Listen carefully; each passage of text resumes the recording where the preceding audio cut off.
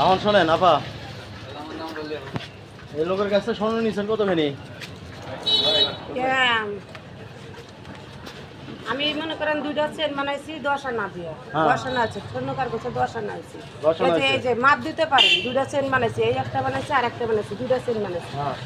এবার আমার 2টা চেন বানাইছি। আর আমি নেই নাকি আমার 10 আনা বেড়াই 2টা চেন বানাইছি, আপনি ওজন দিতে পারেন। ওই স্বর্ণতে 2টা চেন বানাইছি, ওজন দিতে পারেন।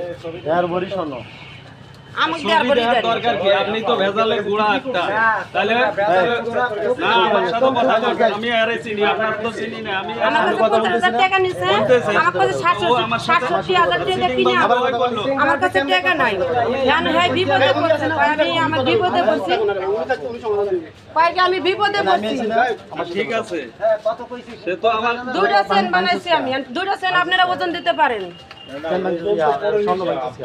কিনে নিছে বেটারা, আমার কাছে কিনে মনে করেন 10 আনা নিছেন এনে দিবি, দেড় বড়ি চেন এনে দিবি। আমাকে দেড় বড়ি দেন, আমাকে দিছে মনে করেন 2টা চেন বানাইছি। আপনি স্বর্ণকার দোকানে আপনি নিয়ে ভাঙছেন কি আগে?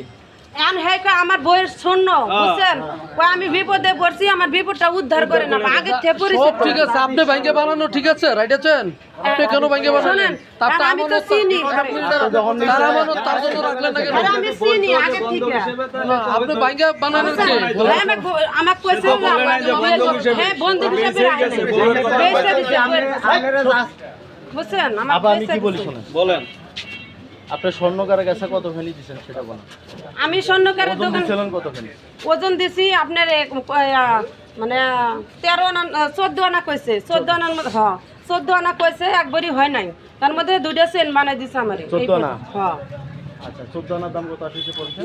বউ হয় প্রায় 1,30,000 উপরে। হ্যাঁ 24 ক্যারেটের দেখেন তো কত আসে?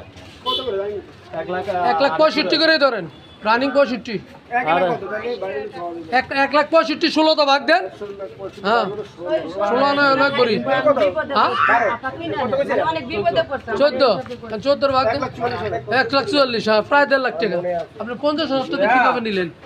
এই বস কি খবর? আমি 67,000 টাকা আমি আমার বইরে কিনে দিছি বুঝছেন। আমার কথাটা একটু শুনেন ভাই।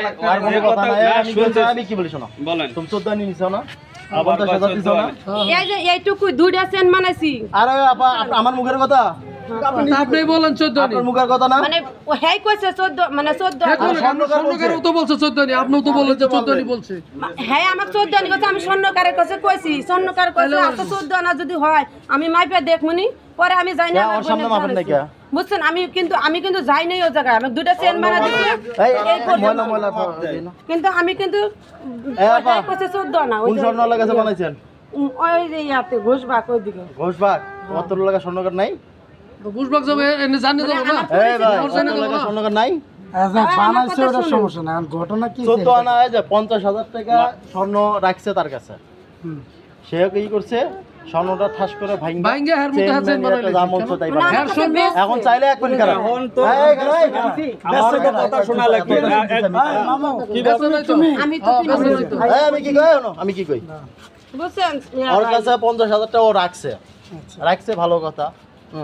তো ও আমি আবার জিজ্ঞেস করলাম যে কত আনি হয়? 14 আনি। স্বর্ণকারে মাপ দিছে না? 14 আনি মাপ দিছে। তো 14 আনি তো মাপ দেয় ওর কাছে। আরে বিপদ বললি তো রাখে তাই না? স্বর্ণ তো মানুষ বিপদে বলে রাখে। এই কথা বুঝেন 14 আনি। হ্যাঁ ওর কাছে টাকার জন্য আসলে এই তুমি ওর কাছে টাকার জন্য আসলে কয় স্বর্ণ তুই চুরি করে আনছস, হ্যাঁ কোত্থেকে আনছস, তোর আমি পুলিশটা ধরাই দিব। ওই হুমকি দেখা এই শালা হুমকি দেন নাই। হিংসুদা শুনেন ভাই, এই ভাই শুনেন, শোল ভাই, রাগের গুণ আমি তো আমি বিষয়টা মামা দিকে শুনেন ভাই আপনি তো আচ্ছা আপনি এদিকে আচ্ছা, আরো 14 আনি স্বর্ণ দিবার কোন আমি আর 50,000 টাকা দিয়েছি। মামা এদিকে এই